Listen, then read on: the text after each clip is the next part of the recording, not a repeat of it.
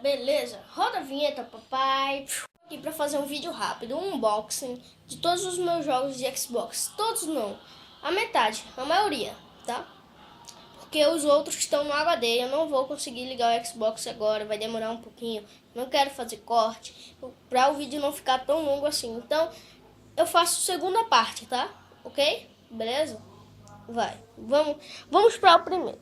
O primeiro é essa belezinha aqui. Esse jogo aqui que eu adorei. Cara, zerei a campanha dele todinha. Assassin's Black Flag. O outro é o Assassin's 3. Também é bom, cara. Também é um ótimo jogo.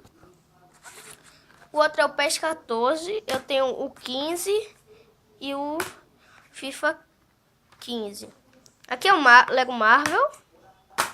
Aqui é o Worms Collection, também é bom. Worms 1, Worms Ultimate Mayhem e Worms 2 Armageddon. É uma coleção, tá? Guitar Hero Legends of Rock, Saints Row the Third, Saints Row 4, um ótimo jogo, é duas mídias porque veio Saints Row IV e Saints Row IV DLC, tá? Lego Batman, um ótimo jogo, a campanha adorável, cara. Eu acho que é o 2, sei lá, é porque tá na capa do 1, sabe? Também tem um Deadpool, que também é um ótimo jogo, recomendo. História ótima, cara. Ele é muito engraçado se você souber ler inglês. Agora o que eu mais adorei, cara, não foi o The Walking Dead, cara, foi o...